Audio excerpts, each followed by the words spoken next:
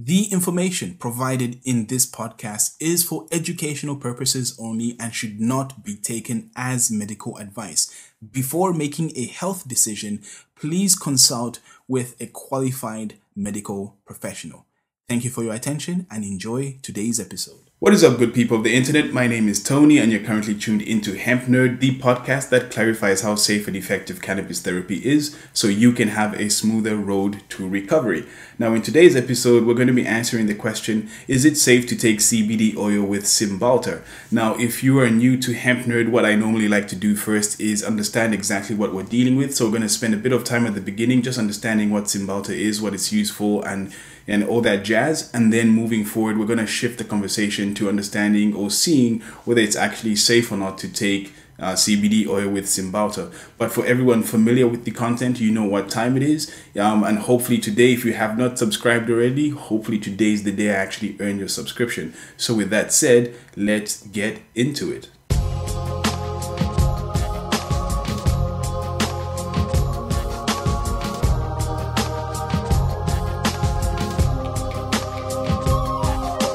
So where we're going to kick things off is at the logical start by answering the question, what is Cymbalta and what is it actually used for?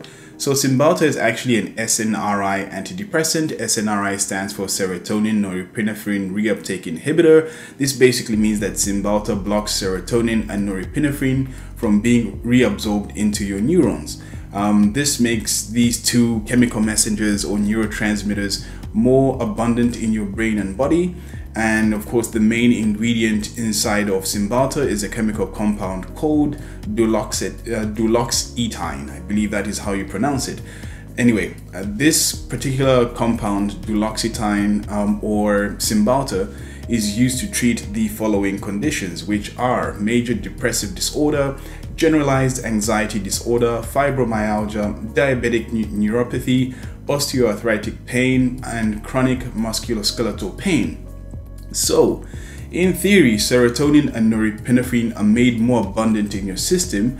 Or when this happens, then this actually improves your mood, your energy levels. It may reduce pain and assist in restoring your interest in daily living, because obviously this is used for depression, and a lot of people who suffer from depression are not too particularly interested in participating in life, so to speak. However, the medical community is not clear exactly how Cymbalta works or how it actually works. What seems to be evident is that it triggers a change in the way serotonin and norepinephrine interact in your central nervous system. All right, so with that said, it's the perfect actual segue into our next portion of the podcast, which is what are the side effects associated with Cymbalta. Now, Cymbalta has actually a wide range of side effects associated with it. Its side effects can be, or the way I've gone about to understand them is I've categorized them in, or should I say I've put them in the following groups. So you've got your common side effects, your serious side effects, your allergic reactions or side effects, your worsening side effects, and you've also got your severe side effects, and you've got your exclusive side effects as well. So a lot more groups than we had in the previous episode, where we're looking at whether it's safe or not to take CBD oil with Effects or XR. It had about 4 groups, if I remember correctly off the top of my head. However, this one seems to have 6 groups, if not more. Anyway, and also on top of that, right? So on top of those 6 groups of potential side effects that you could get by using Cymbalta, you also have the potentiality of also getting Serotonin Syndrome, and this is a condition where you have too much serotonin in your system, causing a lot of unwanted symptoms, which we're actually going to dive into as well in today's episode if you're not familiar with what Serotonin Syndrome is. So let's start off with looking at the common side effect profile of Cymbalta. So Cymbalta's common side effects include dry mouth, constipation, nausea, loss of appetite, tiredness and drowsiness, dizziness and lightheadedness, increased sweating, and increased blood pressure as well. All right, so none of those are good. I'm already turned off this drug. Like anytime I see the side effects, or I know that it comes with a bunch of negative side effects, immediately I'm turned off. All right, and hopefully in the same boat. I'm not sure where you're at in regards to this, but yeah, this immediately puts me off. Now, the next group of side effects is the serious side effect profile that Cymbalta comes with, and that includes confusion, easy bruising or bleeding, decline in sexual interest and ability, muscle cramps and weakness, tremors, which is basically shaking a lot, difficulty urinating, liver problems, abdominal or stomach pain, persistent nausea and vomiting, jaundice, which is the yellowing of the eyes and the skin, bloody or dark urine, all right, and bloody or black stool. So your poop or your urine will have blood in them as well. Vomit that resembles ground coffee, so it looks like your vomit might contain blood as well. Seizures, eye pain, swelling and redness, widened pupils, seeing halos or rainbows around lights, and blurred vision. Now, most of those symptoms there are more in line with liver failure, so it looks like especially once we hit liver problems, and the rest of the symptoms that followed after liver problems are actually more aligned with liver failure. So it looks like one of the, I guess we can call it one of the key side effects, or one of the key serious side effects that come with taking Cymbalta, is that you might get liver failure, which would then lead to all those other side effects that followed right after I mentioned liver problems.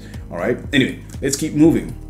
Now, the allergic reaction group of side effects that is caused by Cymbalta looks like this. It's relatively short as well, but hey, this is what it looks like. So you might get hives or rash, itching and swelling around your face, tongue and throat, severe dizziness, trouble breathing, and swelling in your face, lips, tongue or throat.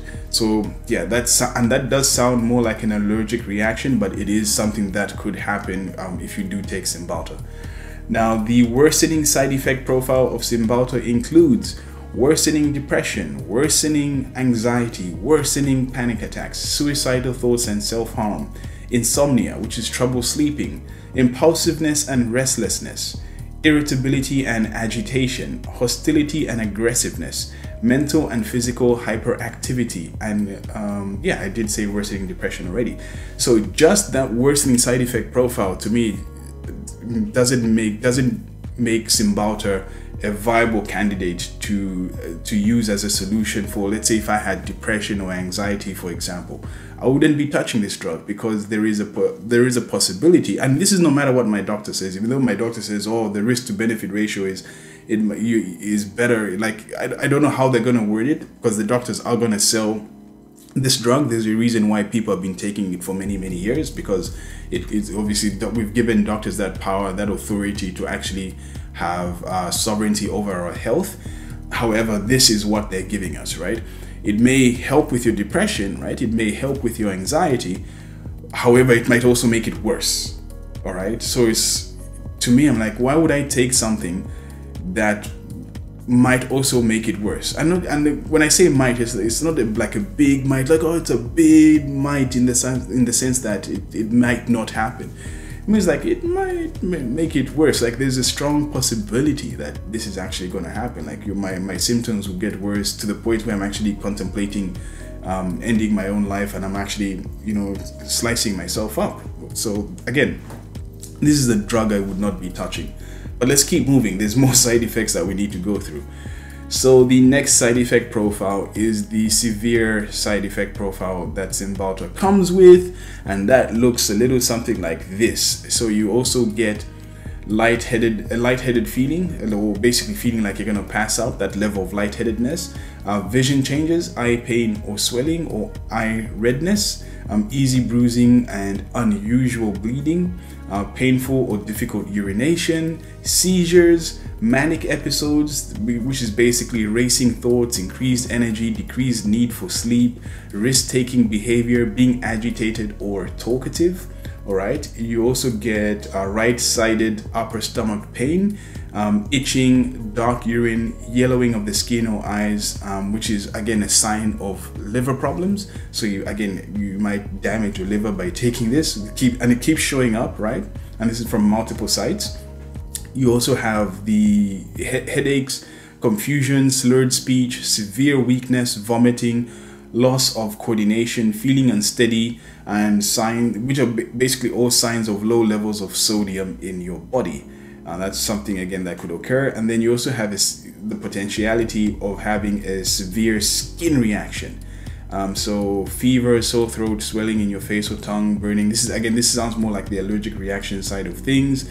Burning in your eyes, skin pain, followed by a red or purple skin rash that spreads, especially in the face or upper body, and causes blistering and peeling. So yeah, that is the severe side effect profile of Cymbalta. Again, these things could happen, and already the negative aspect, in my mind anyway, the negative aspect of taking Cymbalta is already outweighing the positive aspect. Like, it would take away one thing, but it's going to come with 5,000 other things that could go wrong.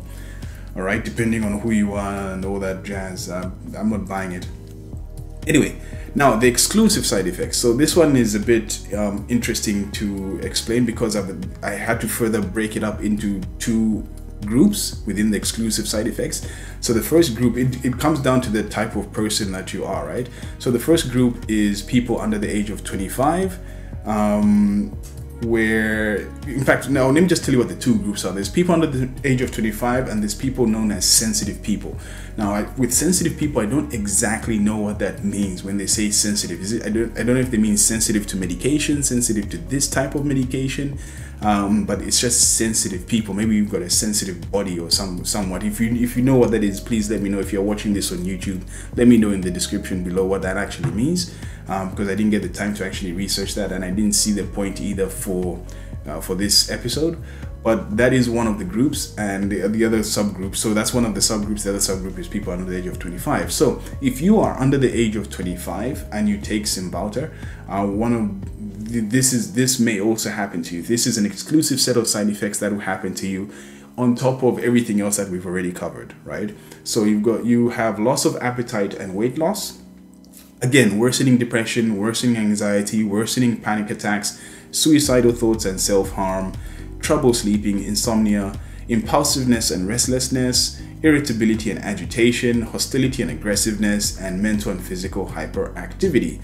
And it's also known in the medical community that if you're under the age of 25 and you take any antidepressant, whether it's an SSRI or an SNRI like Cymbalta, your guardian or your parents is told or notified, or not notified, told that they should keep a close eye on you if you're under the age of 25, just in case this exclusive set of side effects shows up, particularly suicidal thoughts and self-harm. So if there's any change in your behavior, your mood and your behavior after taking Cymbalta, then yeah, your guardian or your parent is meant to, I guess, rush you back to the doctor, or I don't know if you're meant to stop taking Cymbalta or any other SNRI if these things occur. I mean, I would, first of all, I wouldn't touch it, but let's say if I did touch it and I noticed that, then would stop, right? Because we don't want to build up a tolerance to it, and we don't want to build up an addiction to it, because this is a synthetic drug at the end of the day. It's not,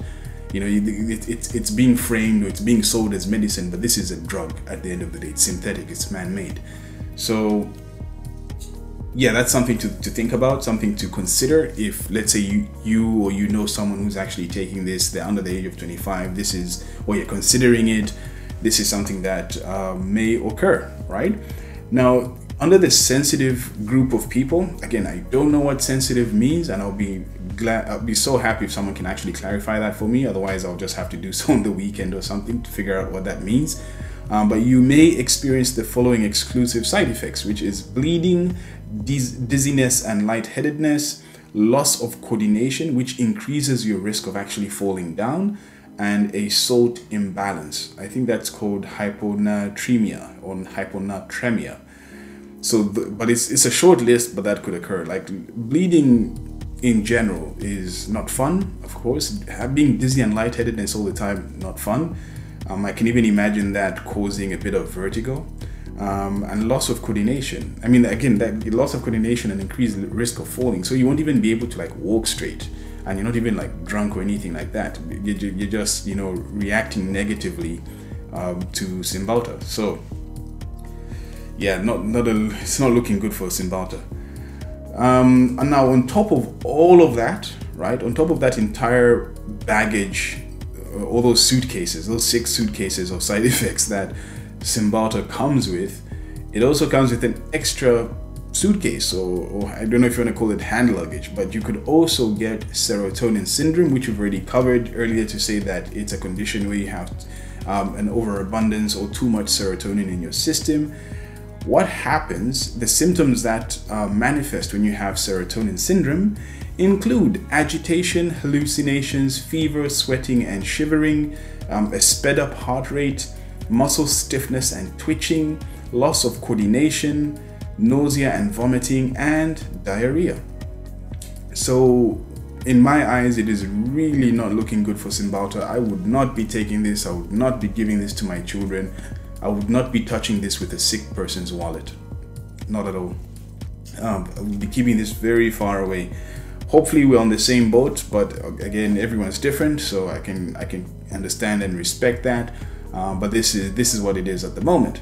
So, with all that covered, now we understand what we're facing, what we're working with in regards to Cymbalta. We understand exactly, I guess, what it is, what it's used for, and especially the side effects that it comes with. That's like the most, I believe, the most important part.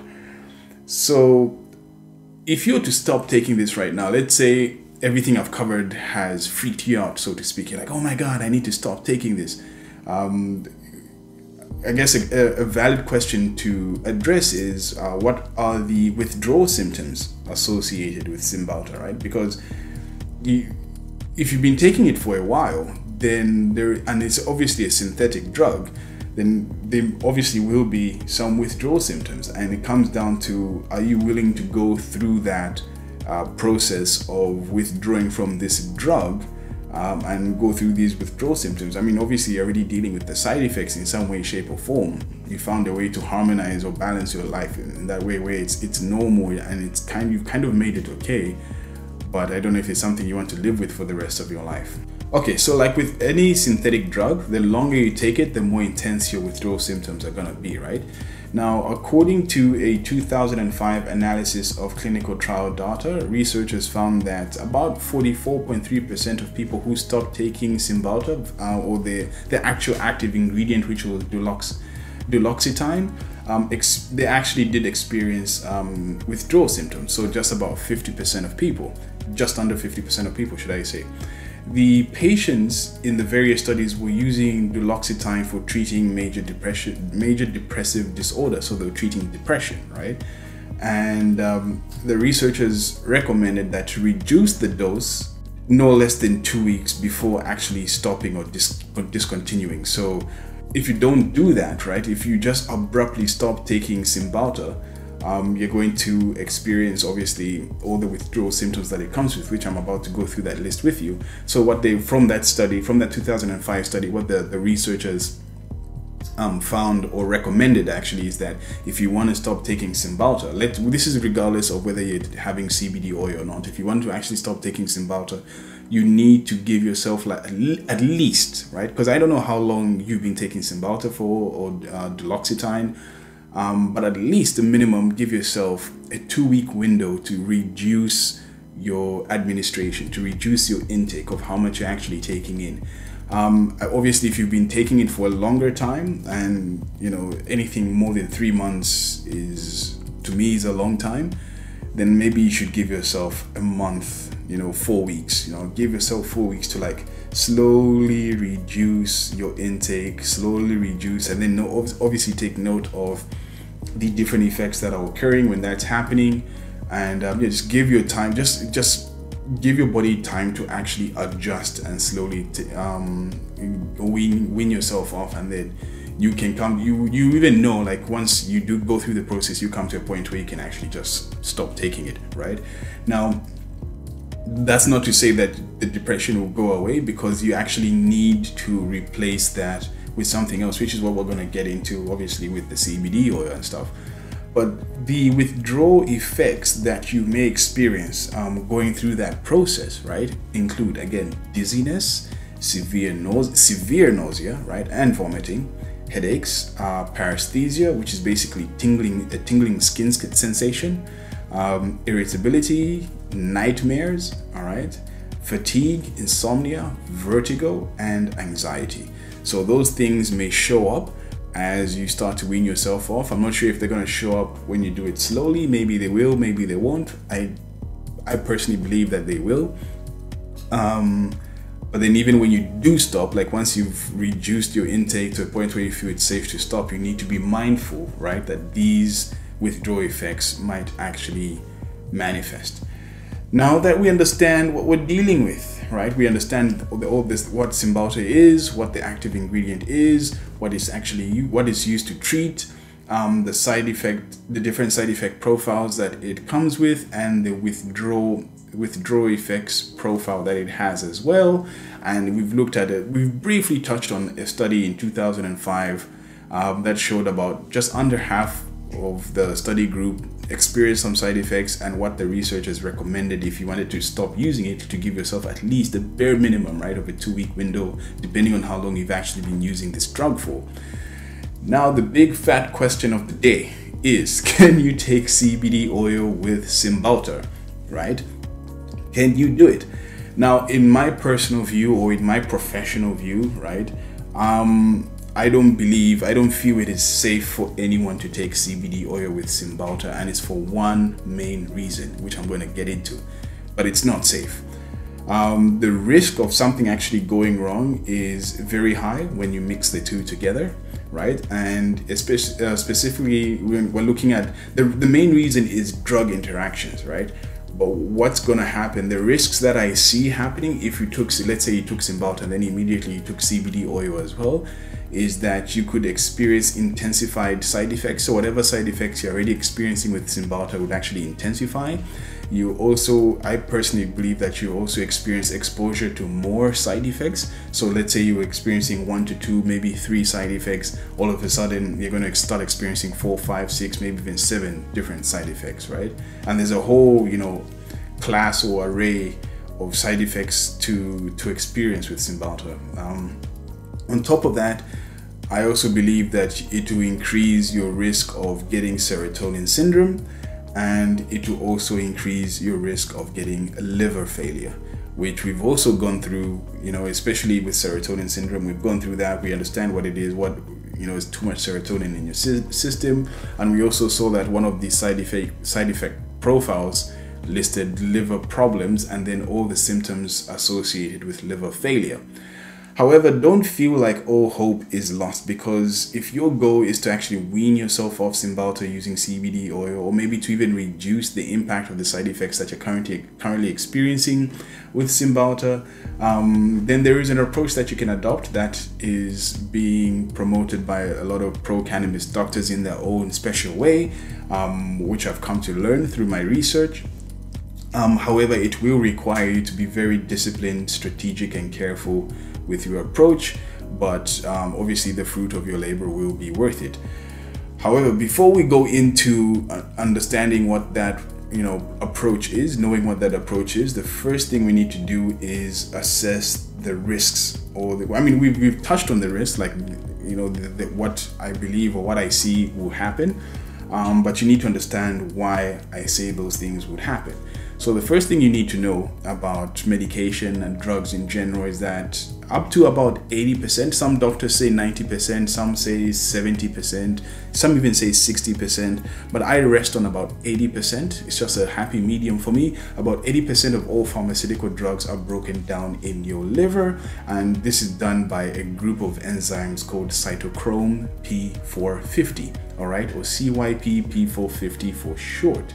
The drugs your liver breaks down does include Cymbalta, as well as the cannabinoids found in your CBD oil solution. So CBD itself, THC, I think there's CBG, and all those other cannabinoids, they're all broken down by the same enzymes found in your liver, which is why you've noticed that liver failure seems to be one of the side effects with these drugs, because it may be, the drug might be overwhelming your liver, or it might be overwhelming your liver enzymes to break down. So they're being overtaxed, and because they're being overtaxed, it's causing damage and failure, and then you start experiencing all these other symptoms because your liver can't do its job because of the drug.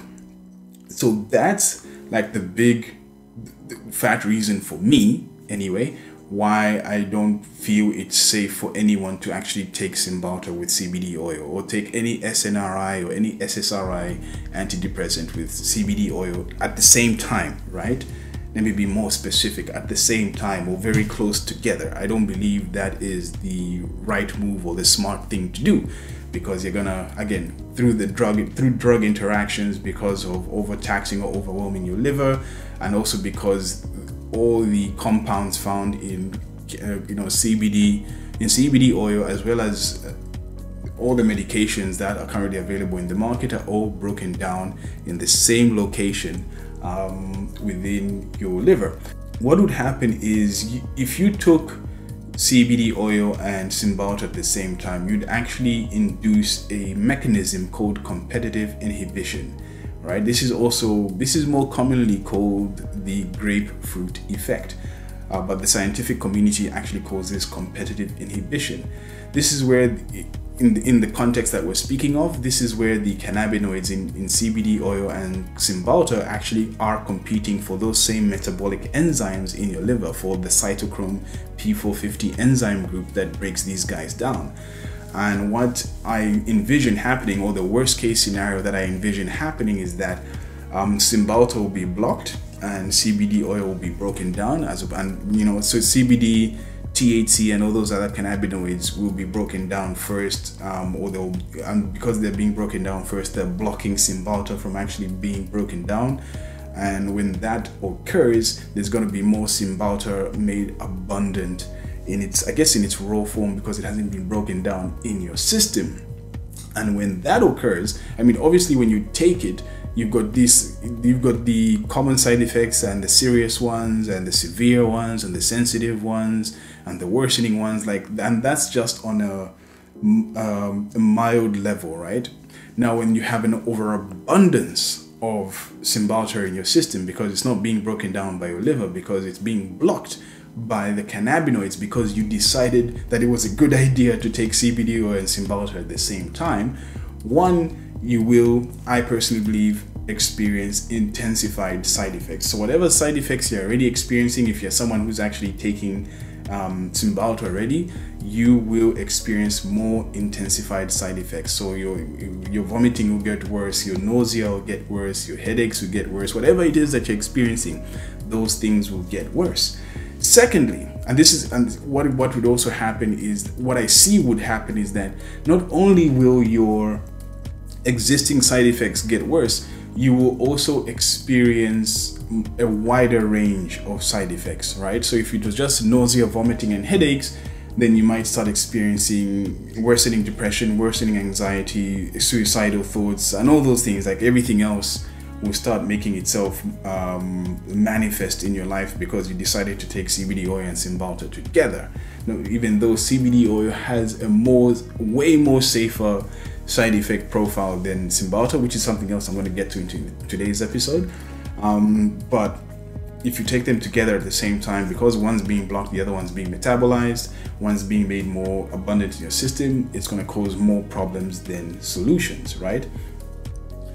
And of course, with all of this going on, another thing that may occur is that you will also induce serotonin system, because there's, again, serotonin, Cymbalta is an SNRI, Serotonin and Norepinephrine reuptake inhibitor. So because there's so much in your system, it's blocking so much serotonin from being reabsorbed by your neurons. And because so much serotonin is being blocked from being reabsorbed, even that is being made more abundant in your system. So not only are you exposed, or the risk, should I say, not only is there a risk of intensified or a wider variety of side effects from Cymbalta, you also have the potential of experiencing or getting or having serotonin syndrome, which we've already gone through what that looks like. But then that is a risk of happening, that there's a risk of that happening as well. So again, intensified side effects, wider variety of side effects, and now we've also got serotonin syndrome that could occur. And lastly, the last thing that I see as a risk, and these are big risks, these are not small risks, these are not like, here and there, let's see what happens, right? another risk, these are big risks. So another risk that could occur is liver failure, right? Your liver could just stop working. Just say, you know what, it's too much, I'm done, I quit, I can't do this anymore. And I don't know what your lifestyle is, you know. At the moment, the general consensus seems to have a lifestyle of, obviously, the social life, should I say, going out and drinking, whether it's socially or you actually have a big night, or you like to drink at home. Drinking is part of Western culture, right? So that could have already weakened or damaged your liver, depending on your drinking habits. And I'm only assuming or presuming the worst here. I'm only presuming the worst. I don't know what your lifestyle looks like. But if, let's say, you're someone who drinks a lot, or you drank a lot in the past, or who knows, or maybe you've been drinking for such a long time that your liver's been taking a steady beating over time, then, you know, overwhelming it with Cymbalta plus CBD oil is just a recipe for disaster. Like, your liver will just give up, and then you get all those symptoms that are aligned with liver failure, and you know, it's just a recipe for disaster. So it's not a smart move. I mean, overall, it is not a smart move to mix Cymbalta with CBD oil. I mean, let's say your liver was fantastic, right?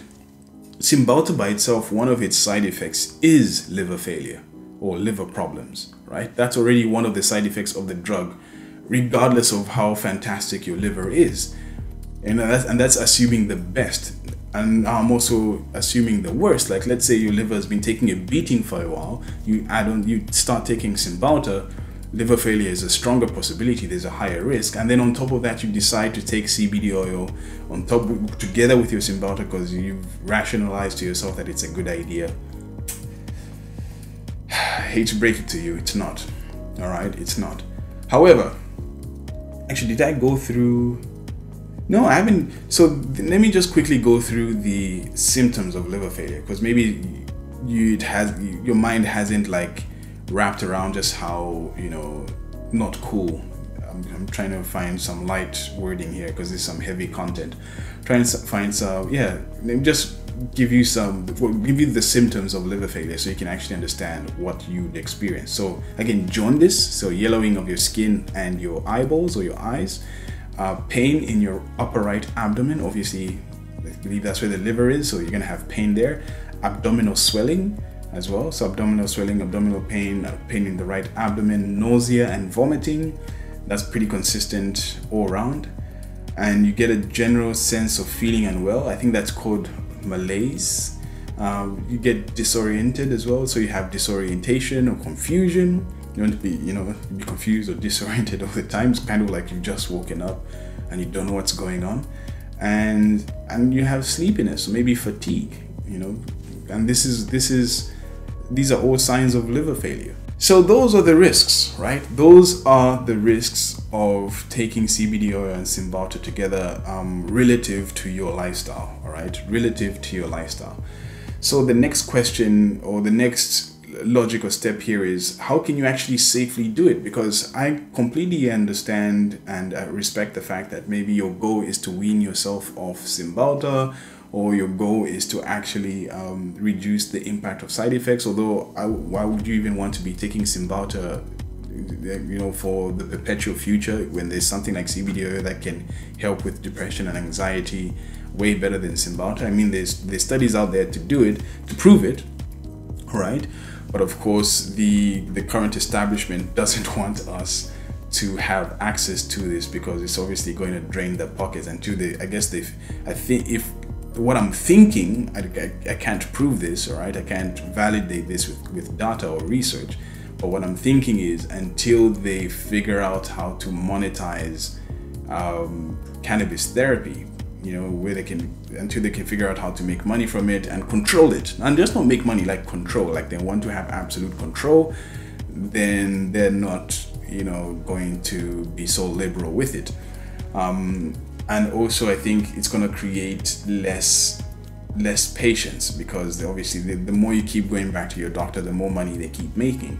However, there is a possibility that with CBD oil or cannabis therapy in general, if we do it right, if we're sophisticated enough to actually do this right, we could be looking at the reality or the realm of curing diseases as opposed to just treating diseases. But of course, they don't want us to think that. They don't want us to believe that. Hence why I'm doing all this research and putting all this information together to hopefully get to a point whereby we can actually start, legally working with this plant and seeing what the real reality is. Putting the power back in the hands of the people, but first through education and then through practice. All right, so what I know for now is that the medical community is actually split as to whether it's safe or not to take CBD oil with any antidepressant, including SNRIs such as Cymbalta. So you obviously have the majority who are anti-cannabis medical professionals who argue that SNRIs such as Cymbalta and cannabis both have psychoactive effects in humans. Thus, it is their belief that it may cause negative psychoactive effects when you actually take them together. Either that, or maybe they just don't care for cannabis therapy at all, because there are some doctors out there who just don't care for cannabis therapy at all. They just say, no, just take these pills and come back to me if you're not feeling better. If they don't work, I've got more that you could try. But they don't highlight all the things that could go wrong, all right? And they just say, there's a phrase that I keep coming across that really does not sit well with me, and it goes something along the lines of if your doctor prescribes you with this drug, so like let's say if your doctor prescribes you with Cymbalta, they have assessed that the benefit to risk ratio is worth you taking it, something like that, and every time I read that, it just doesn't sit well with me. It's like, if your doctor says you should take it because there's more benefit than risk. But when you look at the risk, when you actually sit down and look at the risk, you're like, no, man, like this, the only promise is that it will take away my depression. That's the only promise.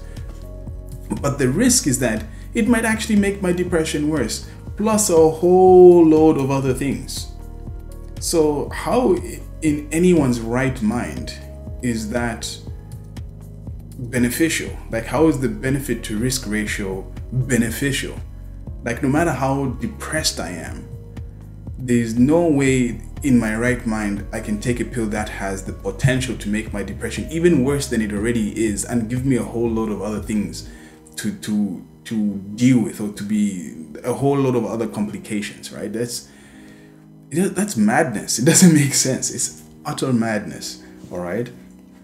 Anyway, we also have some good guys, some pro-cannabis doctors who argue that cannabis is actually generally safe to take with SNRIs, provided you are strategic and careful with your approach. And I would like to add the word disciplined as well, but provided you are strategic and careful with your approach. If not, you are at risk of experiencing negative or adverse side effects caused by drug interactions, which we've already covered in this podcast already. We've gone through that. So I guess the big fat question now is, how can you be careful and strategic with your approach? That didn't sound right. How can you be careful and strategic with your approach to prevent yourself from experiencing any negative or adverse side effects when you are taking CBD oil with your, let's say, your Cymbalta regimen? All right, how can you be safe, and how can you prevent the grapefruit effect? How can you prevent competitive inhibition, and how can you use CBD oil to help you wean off, if that is your goal, Cymbalta, or even reduce the side effects if that is your goal? If I was taking Cymbalta and I came across this information, my goal would be to wean off, like just to stop taking Cymbalta altogether, because it's causing more harm than good. So pro-cannabis medical professionals generally recommend the following steps, which I'll go into a bit of depth with. But the first one is spacing out the time between your drug administrations. Generally, they recommend 1 to 3 hours, because this gives your liver time to actually break down the, to metabolize. If you're starting with Cymbalta, to metabolize Cymbalta first, and then once that's done, your liver is like fresh and ready to metabolize the next thing. And that's when you can introduce CBD oil into your system to then let your liver break that down and metabolize that, and then you're not overwhelming your liver, you're not overtaxing your liver and all that jazz. However, if my goal, and this is me speaking personally, I'm not speaking for anyone but myself here, if my goal was to wean off or even reduce the side effects, but really to wean off Cymbalta altogether, I would be starting with CBD oil, right? That's what I would be starting with, because it also has antidepressive effects and it also has anti-anxiety effects. Again, we can look into studies in the future that cover that. For the moment, we're talking about drug interactions and just minimizing the risk of negative experiences. That would be my personal approach. I'll take CBD oil, give it 1 to 3 hours to metabolize, feel the effects, make notes, because I'm also learning how CBD oil works with my system, because right now it's like the wild west. No one really knows, or not many people know exactly how it works and exactly how to administer it, exactly what to expect when you do take it. So that's what I'll be starting with. I'll be, one of the other recommendations or strategies that pro-cannabis doctors recommend is to have a journal, a personal medical journal, where you're recording everything. So you're recording the CBD oil that you've bought, like the brand, whether it's full spectrum or broad spectrum, the concentration of CBD, and also if it's full spectrum, the concentration of THC as well. You're also looking at recording, let's see if they give you information on the type of plant, whether it's an indica or a sativa, you record that information as well. Then you're looking at what dosage you're starting with, whether is it 1 to 3 milligrams or microdosing, which is another strategy which I'll get into in a moment. And then you also want to record your frequency. So are you doing it once a day, twice a day, 3 times a day? You're recording everything, because again, it's the wild west when it comes to medical cannabis. No one really knows much. So if you decide to embark on this journey of self-treatment with cannabis therapy, the onus is on you to actually record everything and understand how it actually works with your body, so you can keep what works and get rid of anything that doesn't work. So that's the second one. So space out your administrations. In fact, I would start with a journal, buy a journal, get a journal. But then after that, space out the time, give yourself your liver 1 to 3 hours to metabolize. Then we've gone into the personal journal side of things, which was meant to be the fourth strategy, but today is the second. Then the third strategy is actually microdosing your cannabis therapy. So you don't want to start with too much. You want to start with a little and then increase over time. Yes, there is a bit of excitement when you do get medical cannabis or something that's different, that's promising better results with fewer side effects, or the same result with fewer side effects. There is a bit of excitement that you just want to take a lot and then just boom, my problem is solved. Again, because it's early days in regards to medical cannabis, you have to, and everyone's body is different as well. Everyone's biomechanical makeup is different. So I would highly recommend microdosing, which basically means taking a little enough or the practice of taking the minimal amount necessary to produce or achieve your desired results, but you have to find what that spot is. So microdosing normally starts with about something as low as 2 to 3 milligrams just to kick you off. And then the average microdose range is anywhere from 3 to 10 milligrams. So every couple of days you could increase, which is the next strategy as well. I think that's the fourth one now, which is basically slowly increasing your cannabis administration over time. So let's say you start at 2 milligrams, you take that, you do that for a day, maybe 2 days, just to give your body time to integrate and adjust as well. And then you increase that to 3 milligrams, you give your body again another day or two to integrate or adjust. And then, so every 2 days or so, maybe that could be your system, maybe it's every 3 days. Everyone's biomechanical makeup is different, so you need to be aware of that and journal that. Again, make note of that in your journal, so you have a system where it's like this is just a rough example, it's just an up in the air example to get your brain going. But let's say every 2 days you increase your dosage, and then you make note of the effects, you make note of your frequency, and make note of everything.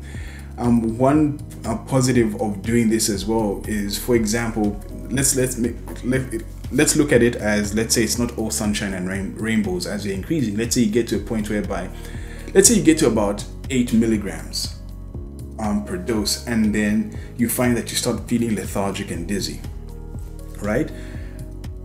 Doing this, like slowly increasing over time, journaling, and making, when I say journaling, really I mean tracking, like making note of everything. You notice at what point, at what dosage level, your positive effects become negative effects. Like, oh, when I was at 7 or 6 milligrams, I was fine. As soon as I went to 8 milligrams, that's when I started experiencing all these negative side effects. And then, the smart thing to do there is that let's go back to 7, or let's go back to 6. Let's go back to 6 milligrams. Maybe I'll take it back to 7 after a day or two to give my body time to adjust. And then I'll stay at 7 milligrams for maybe, instead of 2 days, maybe I'll stay for a week. All right, I'll be here for a week, and then I'll try again to increase it to 8, because I'm just 1 milligram away from 8. But at least instead of waiting 2 days, I wait a week. It gives my body more time to adjust. Then maybe I'll experience positive results. But you have transparency, full transparency on how it's working. You have control as well. And there is no guesswork. You are not leaving any room for guesswork. Like in this space where we're at right now, the less guesswork, the better, because the more we know, the more power we have to look after ourselves using cannabis therapy. All right. And the fifth and final strategy, right, which is the most difficult one, I personally believe, but maybe I could be wrong. Right. I mean, of course, here in Australia where I am, this is the most difficult one. It could be, I believe it's very different in the States, because in the States, CBD or medical cannabis is pretty much legal almost everywhere, in almost all 50 states, if my mind serves me correctly. And I'm sure it's the same. It's pretty legal in Canada as well, if my mind serves me correctly. But here in Australia, we're still like dragging our feet legally, so we're not quite there yet. So I'm just keeping my eye on that and seeing at what point it becomes legal, and at what point, and what we can do once it does, right? So the fifth and final strategy is actually finding a pro-cannabis medical professional. So I don't believe we have that many over here. It's a very rare commodity, having a pro-cannabis medical professional here in Australia, especially on the West Coast where I am. But I personally believe it's also very valuable to have one, because now not only are you being very disciplined with your approach, but then you also be working with a professional. You'll be working with someone who is trained to see things that we're not trained to see as a pro-cannabis medical professional, right? So that is something I would highly recommend. Now, because we also live in the information age / the digital age, I'm sure you could possibly get, or should I say align yourself with a medical professional who is in a different country, who can guide you. And obviously you can do like the idea of Zoom consultations comes to mind, where you can have maybe for about half an hour or so, consult with a pro-cannabis medical professional, maybe in the States or in Canada or somewhere in Europe, who can actually guide you through the process and show you things that, or nuanced things that, you're not, what word am I looking for here, that that would either take you a very long time to figure out, or obviously you can't see right now. They would be able to show you things. Like one I found in last week's episode was a nursing practitioner who was advising a patient over the internet that if you're treating for anxiety, to stay away from CBD products or cannabis therapy products that have THC, because THC is known to induce anxiety. And that was something I learned. Obviously I spoke about it in last week's episode. If you haven't checked that out, go check it out. I'll link to it in the description if you want, if you're watching this on YouTube. But basically it's the episode on whether CBD is safe to take with Effects or XR, where I brought that up because that's what I found through my research, and that was very interesting as well.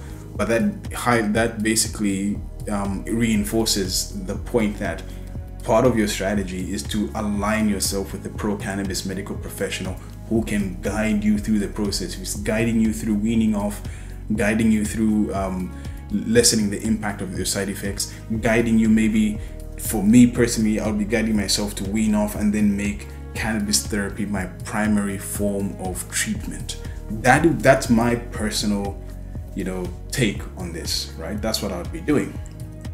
Now, it would not be fair. This is something I didn't do last week in last week's episode, but it would not be fair for me to close this episode without also discussing the potential side effects of CBD or CBD oil. So what are the side effects of CBD oil? Because it's not fair to just say, hey, look at Cymbalta, look at how crap it is with all these negative side effects, and then not put the same light on CBD oil or CBD. So in order for me to actually answer this question, there's two studies that I want to bring to the surface. One is a 2017 clinical review journal, and another one is a 2020 meta-analysis systematic review. And these reviews, or the results from these reviews, should I say, will help us understand just how safe cannabis therapy is for depression and anxiety compared to, of course, something like Cymbalta or any SNRI out there. Now, in the year 2020, which was this year, at the time of recording this episode anyway, researchers conducted a systematic review and meta-analysis of the adverse side effects of CBD, cannabidiol, in patients with varying conditions. Now, the researchers looked at randomized placebo-controlled clinical trials that lasted longer than 7 days, more than a week. And they reviewed 12 clinical trials with a total of 803 participants, or patients, I guess, but we'll call them participants, right? To obviously gather this data from. So 803 patients, 12 clinical trials, randomized placebo-controlled clinical trials as well, lasting longer than 7 days, looking at what the potential negative side effects of CBD is or are. All right. So the researchers found the following negative side effects. So you've got somnolence, which is basically sleepiness or drowsiness. You've got diarrhea, you've got liver function, and you also have pneumonia. Now, don't get disheartened, because what the researchers pointed out is that the associations with abnormal liver function tests, somnolence, sedation, and pneumonia were only limited to childhood epilepsy studies, right? So where CBD may have interacted with other medications such as clobazam and sodium valproate. All right, so what they're basically saying there is that the reason they believe these particular side effects showed up, somnolence, sedation, abnormal liver function, and pneumonia. And remember, abnormal liver function, overwhelming your liver with too many drugs to break down, not good. So they believe they're already taking clobazam and sodium valproate, and because of those two, they felt that that's what caused those negative side effects to show up, because of those drug interactions. So what the researchers did is they looked at, or what did they say? They excluded the child epilepsy studies, and what they found is that the only side effect associated with CBD treatment was diarrhea. That was it. So once they removed the childhood epilepsy studies where they were taking other drugs, the only side effect that they found was diarrhea. The researchers concluded that the available data from clinical trials suggests that CBD is well tolerated and has relatively few adverse side effects or adverse effects. However, interactions with other medications should be monitored carefully, which has kind of been the theme of this episode, right? The interaction side of things is not a smart thing to do. You don't take Cymbalta with CBD oil because of drug interactions. And even with that study, when they're looking at the safety profile of CBD, they found that where people had more negative side effects is when they were actually taking the CBD with another drug. Those drug interactions cause all those side effects, including liver problems, right?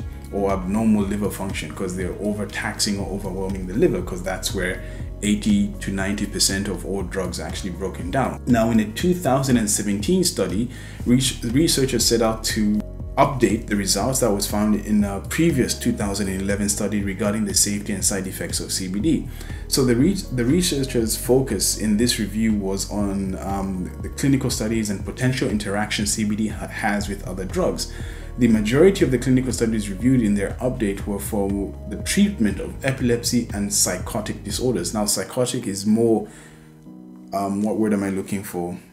Related to what we're talking about, because Cymbalta is used to treat like depression and anxiety. So those are like close, like the close to psychotic disorders as we can get. But in these studies, the most common side effects that were reported were tiredness, diarrhea, and appetite or weight fluctuations. So we don't know if the appetite increased or the appetite decreased, but there were fluctuations and tiredness. But the one that seems to be pretty consistent is diarrhea. So the researchers pointed out that in comparison with other drugs used for the treatment of these medical conditions, so with psychotic disorders, which is very close to what Cymbalta treats for, which is obviously depression and anxiety, those kind of disorders. So in comparison with other drugs used for the treatment of these medical conditions, CBD has a better side effect profile, and this could improve patients' compliance and adherence to treatment. All right, so CBD is also looking good in the eyes of the scientists, the professionals, so to speak, right? So the researchers concluded their review, right, by stating that CBD's safety profile is already established in a multitude of ways as being very favorable for patients, all right?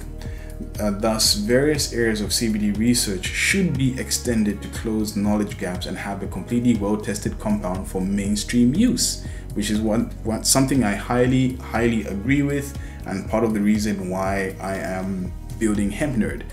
So, in closing, where do we land? Where do we land with taking CBD oil with Cymbalta? It is very risky to do so, number one. It's a very bad idea to do so, number two, because of competitive inhibition, aka the grapefruit effect. The risks that you face if you do decide to ignore everything I've said in today's episode and just go for gold, as people say, is that you potentially will experience intensified side effects that Cymbalta comes with. You may also experience a wider variety of side effects that Cymbalta comes with. You will also most likely experience Serotonin Syndrome, because there will be an overabundance of serotonin in your system. And you will also likely experience liver failure. In fact, I think liver failure will be number one in my personal view. But those are the risks associated with taking CBD oil and Cymbalta together at the same time, which is a completely dumb move to do. However, patients are turning to CBD oil to either reduce side effects or to wean off things like Cymbalta altogether. And there is a smart way of actually doing that. There is a non-harmful way of doing that. It does require you to be super strategic. It does require you to be super careful. It does require you to be super disciplined, but the results, the fruits will be worth the labor. So again, the strategy or the approach to do that is, number one, I would say, first of all, purchase a personal medical journal where you're going to be documenting everything. Number two, microdose space out the time between your administrations. So consider what you're going to start with first, and then give yourself 1 to 3 hours, depending on how fast your metabolism is, to take the next thing. So if you're starting with CBD, give yourself 1 to 3 hours, then start with Cymbalta. If you're starting with Cymbalta, give yourself 1 to 3 hours, then take CBD. So space out the time between your administrations. Number three, microdose your CBD, because you don't know how your body actually responds or how well it tolerates CBD oil. So you want to microdose, starting with like 2 to 3 milligrams, and see what happens from there, and then slowly increase over time, which is the fourth strategy. Slowly increase over time, and again, track and journal everything: what you're taking, how much you're taking, how often you're taking, and how it's making you feel. Okay, what the results are from doing that. But slowly increase over time to find your optimal dosage, because everyone's got a different optimal dosage. So you need to find your optimal dosage as well. And the sooner you do that, the better, because then you won't have to rely on things like Cymbalta to just make things worse. And the fifth and final strategy, because I'm not a doctor, I have no intention of becoming a doctor, but I'm just very passionate about the upside of medical cannabis if we actually do this correctly, is find a pro cannabis medical professional. If you can find one in your area that's happy and willing to work with you, or willing and able to work with you, that is fantastic. If you cannot, go online, do some homework, and see if you can find someone who you can consult with. But if you're already tracking and your results, if you already started the process, obviously you need to, going back to that other study, you need to give yourself a minimum of 2 weeks to actually allow yourself or your body to adjust off Cymbalta. But let's say you've already started the process, you're already well into it, you're already journaling, you're making notes and all that good stuff, then you finally find a doctor because there's no one around you, then that the journaling process will make their job a whole lot better to actually guide you. And I think they would even really want to work with you because they can see how serious you are. If you're in a position where you cannot physically do that yourself, find someone who can, maybe one of your guardians or one of your parents or something. Find someone who can actually help you, one of your friends or one of your siblings, anyone who can actually help you, right? Maybe even just get voice recorder on your phone instead of writing things down. Record it in your phone. If you can go into social media on your phone, I'm sure you can go into voice recorder and just record, okay, today is the day, this is my name, this is the CBD oil I've bought, this is the concentration level, this is how much CBD it has, this is how much THC it has, and this is how much I'm taking to start, and I'm going to see my progress throughout the day. Very simple. It's just self-discipline, right? If you want to get well, and this is what we need to do, right? Other than that, other than following that process, I guess the only other step remaining for you is to find a product that you'd be happy using, a product that you can trust, a product that is clean, safe, reliable, and even what word am I looking for? Produced legally, right? And what I've done to help with that process, maybe you already know where to get yours from, which is perfectly fine. I can understand and respect that. But maybe you're in a position where you actually need some guidance, like where do I go to buy some CBD? I'm willing to actually put this all into place. Where do I go to buy some CBD? Visit the Hemp Nerd CBD shops page. So just go to hempnerd.co/CBD shops. That's hempnerd.co/CBD shops, just in case you're listening and not watching. On there, I've curated a list of 4 companies, 4 CBD online retailers that I am working with at the moment in an affiliate relationship to actually provide CBD oil to you. It is not going to cost you anything more if you went via my links on the CBD shops page or hempnerd.co/CBD shops versus going to these companies by yourself. The price is exactly the same. The only difference is obviously going through my links is you also supporting HempNerd with your purchase. You'll be helping me help you, if that makes sense. So if you feel like this content has actually helped you in some way, shape or form, and you are also in the market for CBD oil, please go to hempnerd.co/CBD shops. Pick one of the guys there, one of the brands there, see which one aligns with you, which one resonates with you, which one you feel is actually going to deliver the best product for you, and make a purchase using our links, and that is going to help continue to help me help you, because as we're building up revenue, as we're building up our brand, as I'm putting out more content, for me every single sale counts, and I really appreciate it. Otherwise, that is it for today's episode of the Hemp Nerd podcast. I appreciate your time and your attention, and if you haven't already, hopefully today's the day I've actually earned your subscription. Take care, God bless, look after yourself, and I'll catch you on the next episode of the Hemp Nerd podcast. Peace.